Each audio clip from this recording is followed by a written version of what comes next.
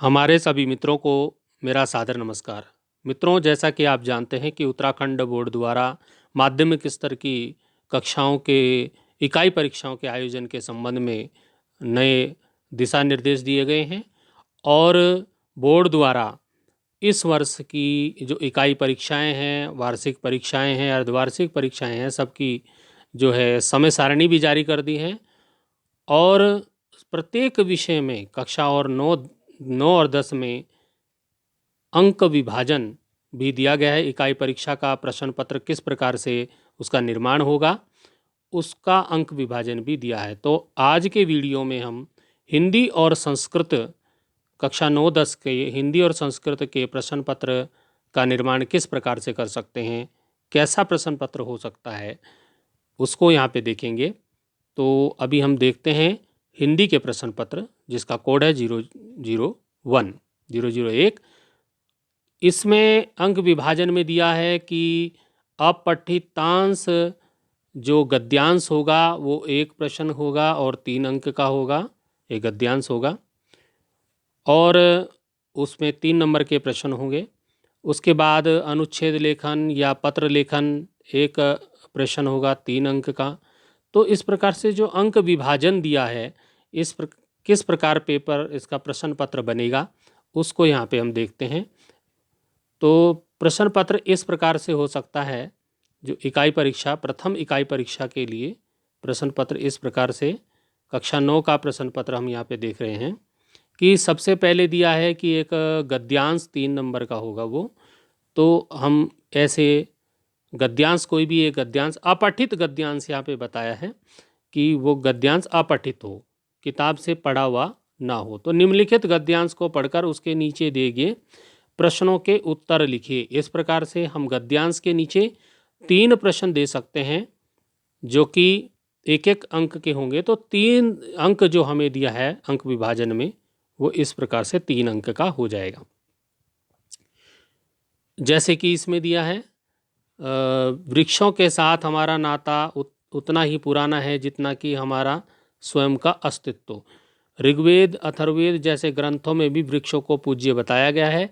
हमारे पूर्वजों ने वृक्षों के महत्व को समझा था और यही कारण है कि वृक्ष हमारी परंपरा और संस्कृति से पूरी तरह से जुड़ गए हैं। अब इसमें हम प्रश्न दे सकते हैं क, ख, ग। तो वृक्ष हमें क्या क्या देते हैं, गद्यांश में आए 2 वेदों के नाम लिखिए और वृक्ष हमारी संस्कृति से कैसे जुड़ गए हैं। इस प्रकार हम 3 प्रश्न गद्यांश पे आधारित दे सकते हैं, जिनके उत्तर हमको इसमें से मिलेंगे। दूसरा प्रश्न जो अंक विभाजन में दिया है, वो दिया है कि अनुच्छेद लेखन अथवा पत्र लेखन। तो इसमें आप कोई अनुच्छेद लिखने के लिए हम यहाँ पे दे सकते हैं या पत्र लेखन। तो पत्र लेखन क्योंकि परीक्षा में आता ही है, तो 3 अंक का हम जो है इसमें पत्र लेखन दे सकते हैं। मैंने 9th की जो आजकल मिशन कोशिश चल रहा है, तो अभी हम पाठ्यक्रम को उतना पढ़ा नहीं पाए, तो अभी हमने इनको दे दिया है। अपने प्रधानाचार्य को अवकाश हेतु प्रार्थना पत्र लिखिए, 3 अंक का हो जाएगा। उसके बाद अंक विभाजन में दिया है कि हिंदी व्याकरण से संबंधित जो प्रश्न हैं वो 1 अंक का, एक प्रश्न 3 अंक का होगा। अब हिंदी व्याकरण में प्रश्न संख्या 3 हम देख सकते हैं किस प्रकार से बन सकता है। हम व्याकरण में 1-1 नंबर के 3 प्रश्न तीसरे वाले में हमने यहाँ पे दे दिए कि तीसरे का क, ख, ग। अब ये 3 अंक के हो गए, जो कि अंक विभाजन दिया है उसके अनुसार 1-1 अंक के 3 प्रश्न हो जाएंगे। तो मित्रों, इसमें हम व्याकरण से संबंधित प्रश्न दे सकते हैं, जैसे कि हमने इसमें पर्यायवाची शब्द दे दिए या विलोम शब्द दे दिए, विशेषण शब्द छांटने को दे दिया, या आप क्रिया दे सकते हैं जो कि पाठ्यक्रम में है। तो कक्षा 9 के पाठ्यक्रम में जो होगा वो हम इसमें देंगे और 10 वाले में जो उनके पाठ्यक्रम में होगा।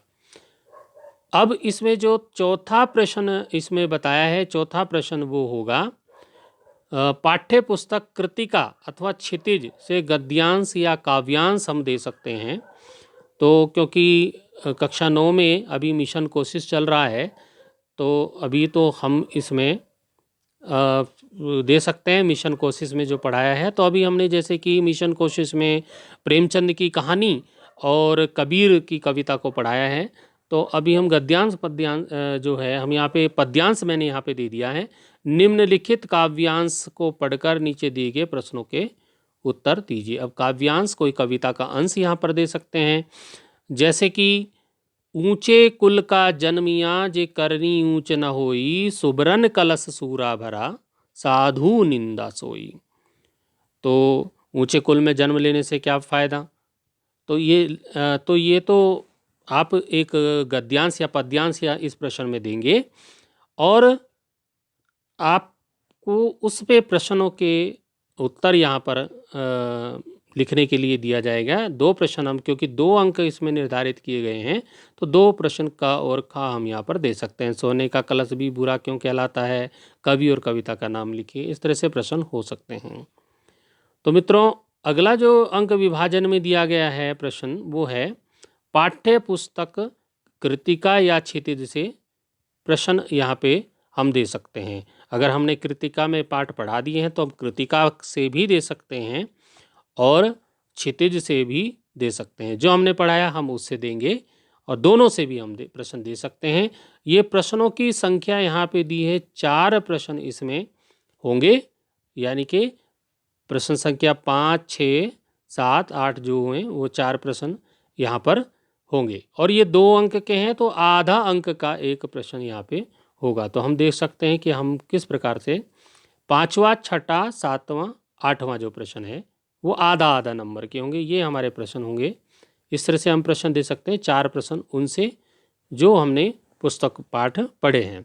छोटी बच्ची को बैलों के प्रति प्रेम क्यों उमड़ाया, इस संसार में सच्चा संत कौन कहलाता है, कबीर के अनुसार ईश्वर किसे मिलते हैं, और मनुष्य ईश्वर को कहाँ कहाँ ढूंढता फिरता है। इस तरह से हमने जो पढ़ा है तो पढ़ाया है उसमें हम प्रश्न लिखेंगे।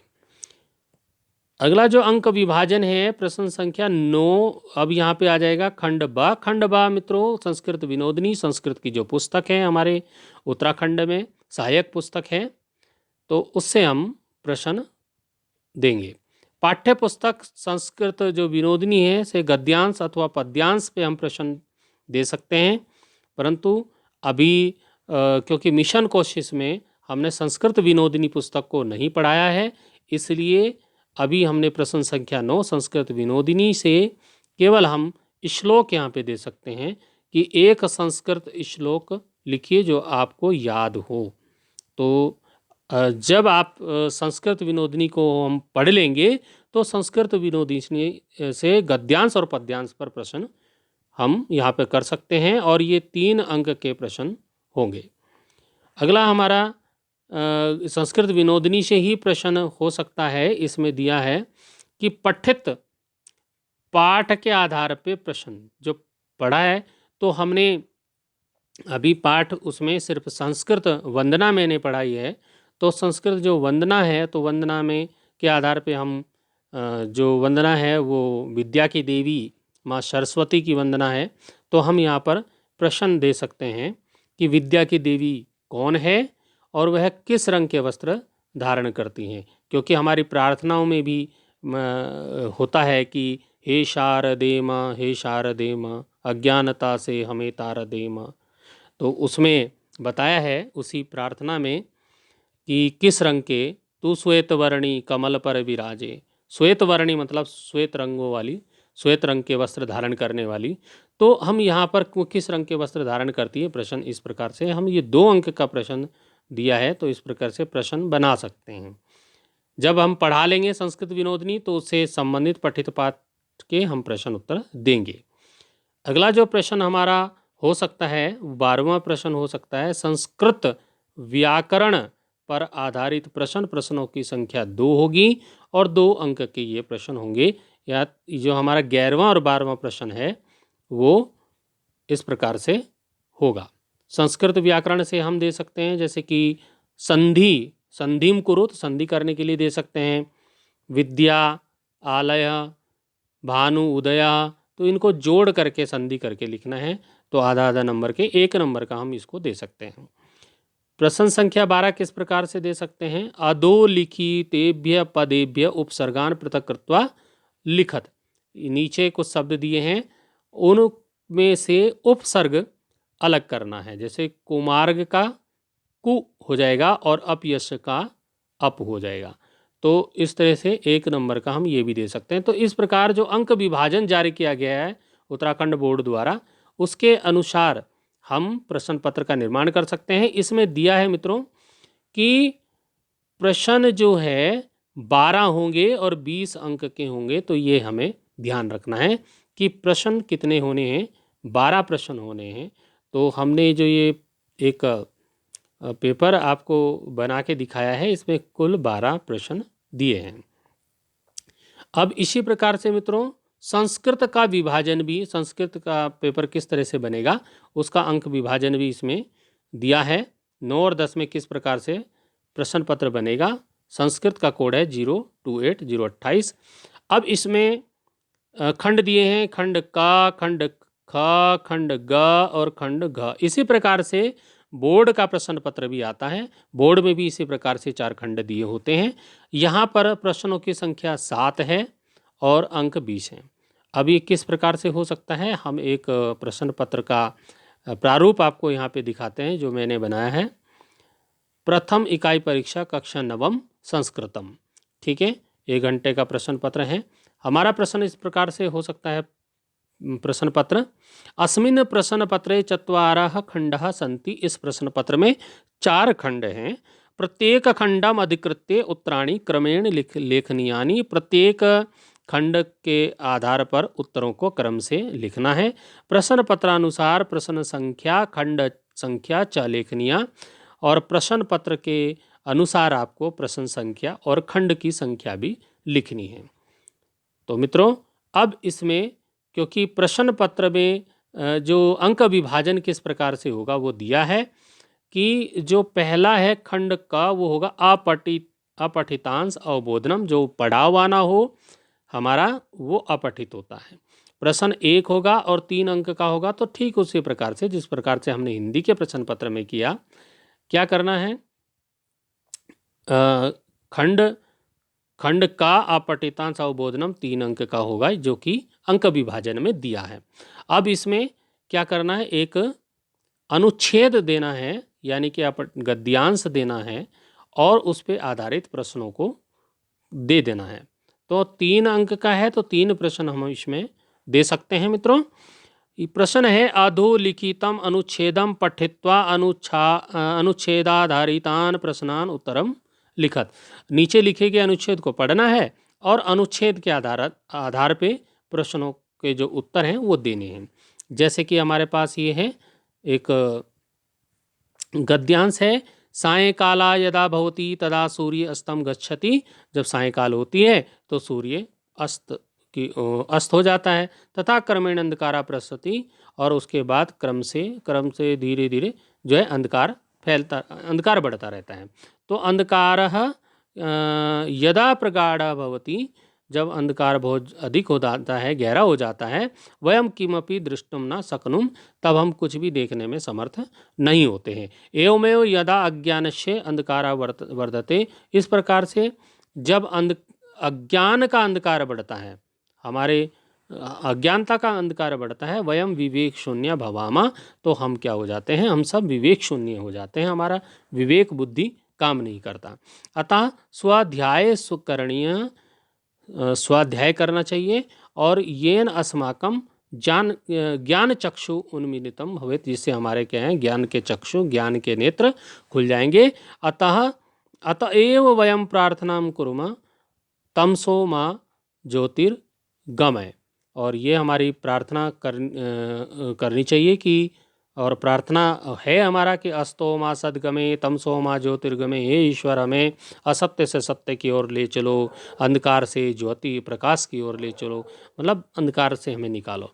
अब ये है इसमें हम क ख ग 3 प्रकार के प्रश्न दे सकते हैं। क है सूर्य कदा अस्तम गच्छति, तो इसी में उत्तर मिल जाएगा। अज्ञान से अंधकारे वयम कीदृशा भवामः और वयम कदा किमपि दृष्टुम न शक्नुमः। तो इस प्रकार से गद्यांश पे हम 3 अंक के प्रश्न दे सकते हैं। अब मित्रों अंक विभाजन में दिया है खंड ख, खंड खा है रचनात्मक लेखनम, इसमें एक प्रश्न हम देंगे और 4 अंक का प्रश्न देंगे। रचनात्मक लेखनम जिसमें कि आप प्रार्थना पत्र दे सकते हैं, कोई अनुच्छेद लिखने के लिए दे सकते हैं। तो हम यहाँ पर ये जो मैंने अपने जो परीक्षा ली अपने बच्चों की, उसमें ये खंड ख रचनात्मक लेखनम 4 अंक का ये हमने क्या दिया कक्षा 9 के बच्चों को। अस्माकं विद्यालय ये विषय है, अस्माकं विद्यालय इस विषय पर इति विषयम अधिकृत्य मंजूषायां प्रदत्त शब्द सहायतया पंचवाक्यानि उत्तर पुस्तिकायां लिखत। अब अस्माकं विद्यालय जो विषय है उस पर 5 वाक्य लिखने हैं और ये कुछ शब्द दे रखे हैं हमने, इन शब्दों का आप प्रयोग कर सकते हैं। तो 5 वाक्य संस्कृत में लिखने के लिए इस प्रकार से रचनात्मक लेखन हो जाएगा कि अपने विवेक से बच्चे उसको लिखें, रचनात्मक कार्य में आएगा। तो अब अगला जो खंड है हमारा वो है खंड ग, अनुप्रयुक्त व्याकरणम। अब इसमें व्याकरण से संबंधित प्रश्नों की संख्या यहाँ दी है 2 और 6 अंक के प्रश्न होंगे। तो हम यहाँ पे चलते हैं अगले प्रश्न में। तो प्रश्न संख्या 3 और 4 इसके अंतर्गत आएंगे खंड ग के 6 अंक के। अब इसमें देखिए कि हमने प्रश्न दिया अधोलिखितानां प्रश्नानां उत्तराणि यथा निर्देशम लिखत। नीचे दिए गए जो प्रश्न हैं उनके उत्तर हम निर्देश के अनुसार देंगे, जैसा निर्देश लिखा होगा।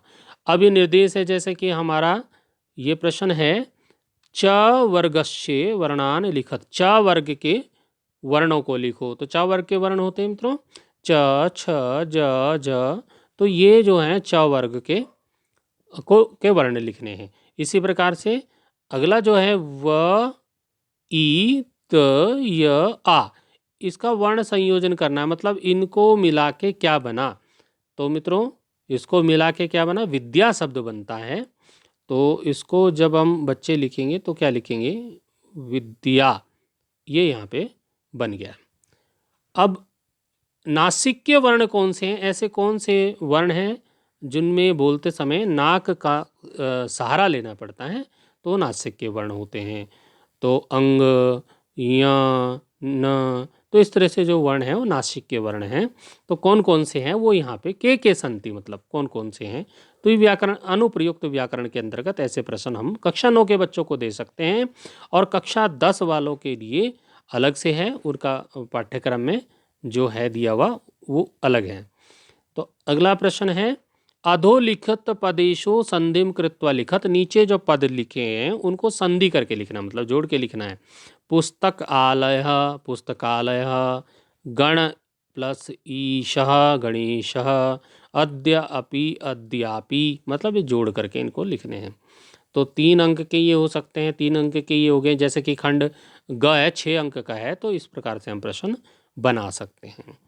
अब क्योंकि अंक विभाजन में अगला जो खंड है वो है खंड घ, पठित अवबोधनम।